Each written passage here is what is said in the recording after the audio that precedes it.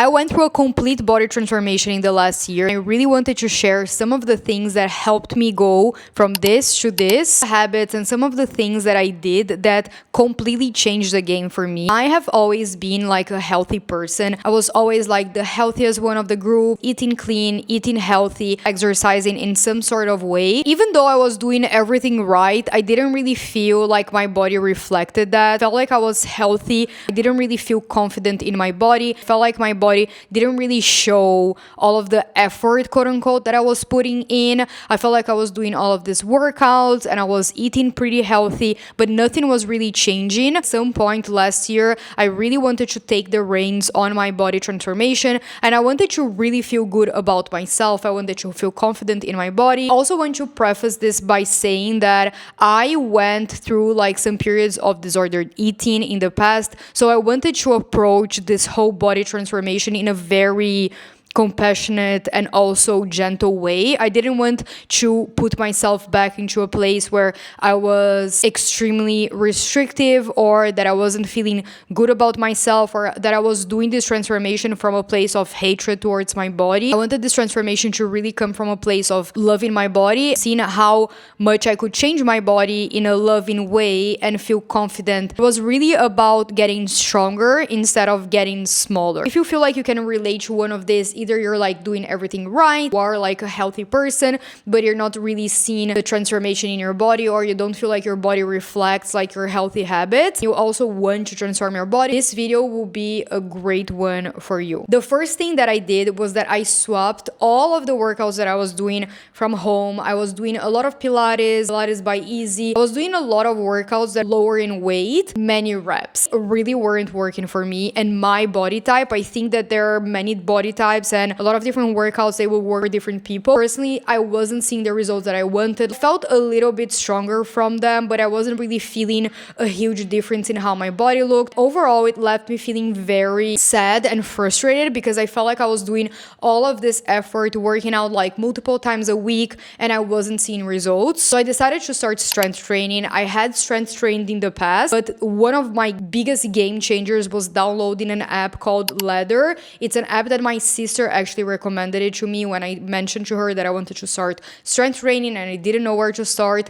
And when I downloaded it, I was like, oh my god, this is genius. How has no one done this before? It's like the perfect app for someone who wants to go to the gym and do strength training because you can track all of your reps, you can track your weights that you're using. It really helps you progressive overload, which means it's helping you build that strength and therefore you're gaining muscle in the process. You just download the app, you can choose from different teams. I'm personally in Coach Aria's team and she has this approach which is like a bodybuilder hourglass sculpting look. So she makes you like do a lot of glutes, you know, like some quads. So you do like the leg workouts, the lower body workouts, and then it's also very focused on like shoulders and your delts and your lats. So you create that hourglass physique and then you play with like the proportions of your body so your waist looks smaller. And honestly, it's been so fun. Like I've been super consistent with it, working out and strength training 4 times a week,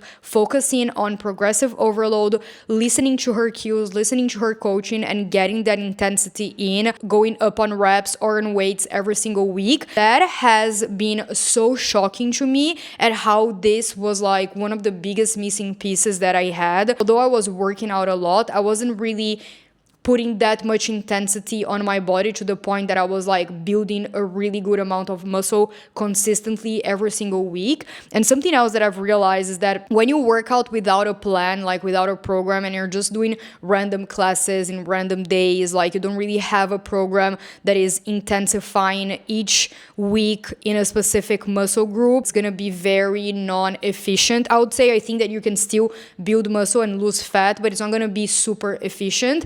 And so I started training with Ladder. Now it's like my go-to. I am obsessed with it. This was the first habit that I started getting into. I got a gym membership, I got the app, and I started focusing on strength training, progressive overloading 3 to 4 times a week. Like I don't go more than that. Your body needs to recover. The second thing that I started doing was to focus on my nutrition. I have a certification as a health coach. I am super aware and conscious and knowledgeable all on nutrition, but it's a very different game just eating healthy, having a healthy lifestyle, which is something that I've always had, versus locking into your nutrition to achieve a certain body goal. Personally, my goal was to body recomp, which means that I wanted to lose fat and build muscle at the same time. And for you to do that, you have to hit a very specific intersection, let's say, between a good amount of calories that you're eating, so you have enough energy to go up in weights and go up in reps throughout the week, so you're actually building the muscle, and at the same time you have like a small caloric deficit, so you're also losing fat in the process. Body recomp takes way longer than just losing fat or just building muscle, because you're in that intersection and it takes time. Like, you have to be patient with it, and I'm so glad that I was, because when I look back on my photos of 1 year ago me and now, it's so shocking. So I'm really happy that I stayed consistent, because it is something that really takes time. You have to be patient with body recomp if that's your goal. For body recomp, my coach Area, she recommends being in a 200 calorie deficit from your maintenance. Really not a lot. It's either you're hitting your maintenance or you're hitting like 200 calories lower to your maintenance. I can be honest with you, I track, but I'm not like obnoxiously with like hitting this 200 calories less per every single day. Sometimes I'm more in like a maintenance, sometimes I'm in like a 100 or 200 calorie surplus, sometimes I'm 200 calories below my maintenance. So very like up and down, and I think that if I wanted to see faster results, I could lock into like this specific thing. I started aligning my nutrition was to, first of all, start having an awareness of your maintenance. So for me, it sits between like 1,700 1,800 is like my aim, and then from there you calculate the small caloric deficit or you stay in your maintenance. There you're also having to be very aware of your protein.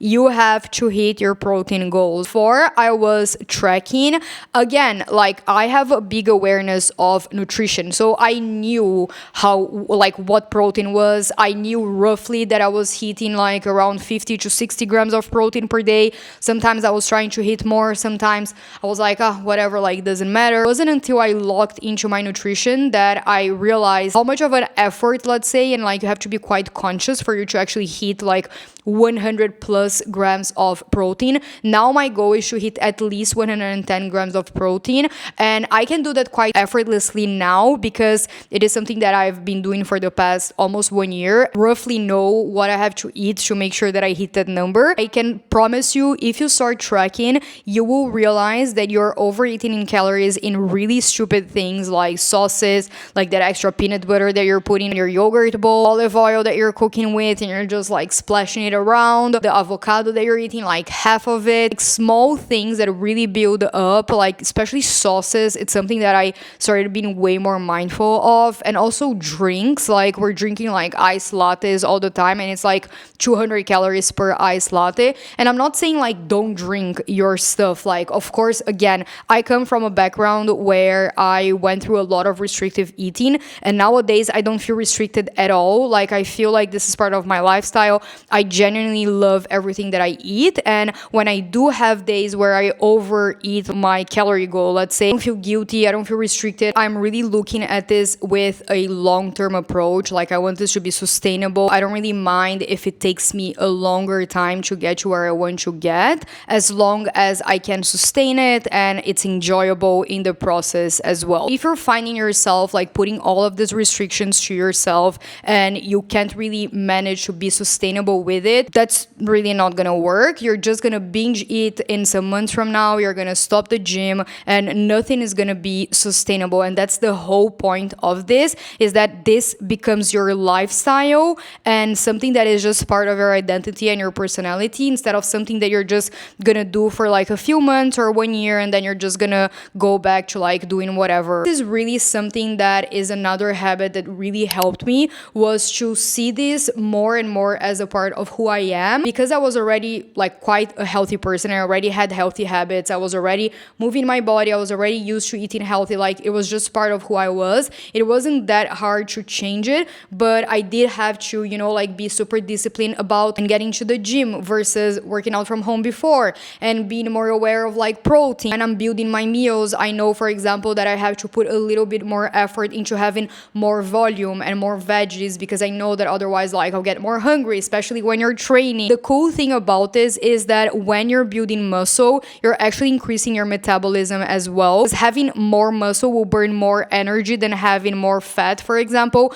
So when you're doing your body recomp, when you are gaining muscle and losing the fat, you're actually also speeding up your metabolism in the process. Which means that in the long term, just by existing, you're gonna be burning more calories when you have more muscle. Muscle also for longevity is so important, especially for us women. There's a lot of studies that shows that we start losing muscle after our 30s, a very rapid way more than men. It's super important for us to really focus and double down on getting those muscles in, hitting that protein, and just increasing our muscle mass in the process. The last habit I will say that really changed the game for me was getting my steps in, especially in terms of losing fat. When you're strength training and hitting your nutrition goals, you're building the muscle, and also you want to get like that small caloric deficit, so you are losing the fat in the process. The steps will really help you make the gap of the caloric deficit bigger, and it will help you lose fat in a more speedy way, but without you burning yourself out with cardio. I think a lot of us women, we grew up with this idea that, cardio is the way to go and you have to do cardio to lose the fat and everything. But at the end of the day, cardio can really burn you out, make you feel even hungrier in the process. Like I know that at the times when I was doing a lot of runs back from my run, and I would just feel so hungry and I couldn't stop eating. Everything that I made like as a calorie deficit in the process of running, I was just eating it back because I was just so hungry. And steps is a great way to increase your caloric spending, but at the same time you're not burning yourself out in the process. My ideal is 7,000 steps every day, but I work from home and sometimes I can really be bothered, but I do force myself to walk to and from the gym, which is already like 4,000 to 5,000. So I roughly hit like 5 to 6, but I'll try to get a little bit more steps in and hit like 7 to 8. Of course, if we can hit 10, like that's great, but then I want to make it sustainable for me. And I know that if I put this pressure on myself to always hit 10K every day, it's not gonna happen. Like I'm not gonna feel good about myself. It's not gonna be sustainable. So for me, it's more about like saying, okay, at first it was like 5 and then 6 and then 7, then increasing with time, and just creating like different strategies throughout the day to make sure that I can hit that number. Walking to and from the gym is a great way for me to get some steps in. Sometimes I do 10 minutes on the treadmill after my workouts, or sometimes I even take like a longer way back, so I'm taking more steps. Sometimes me and my boyfriend will go like throw the trash out at night and we'll do like a longer lap as well, so we can get more steps in. All of those things are like little strategies that you can put into place to make sure that you're hitting your step goals. I have so much to share and overshare about my body recomp journey. So many things that I learned, so many tips, and so many, I don't know, just bringing you along in the process. I love health and wellness. If you have any questions, let me know down in the comments. I'll also be sharing more about what I eat in a day, and ideas for recipes and things like that, because I love healthy eating. I love cooking food. I'm a Taurus. My moon is in Taurus. I'm just like obsessed with eating well. This is again not about restriction. It's about mindfulness, let's say, like choosing in a conscious and mindful way. I'm really excited to be sharing more of those and more of like just vlogs and the week in a life, body recomping, and other things as well. Let me know in the comments if you have any questions, and I'll catch you on the next video. Bye!